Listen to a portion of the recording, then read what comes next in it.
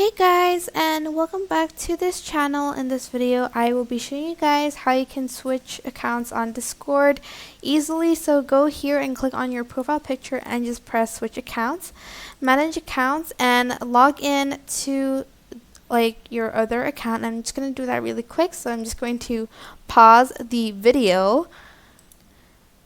So as you can see, I am now logged on to my other account. Oops, sorry.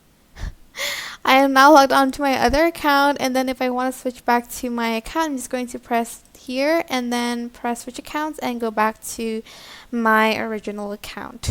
And that is basically it. I hope this tutorial was helpful for you guys. Don't forget to like, comment, share, and also subscribe to this channel if you haven't done that.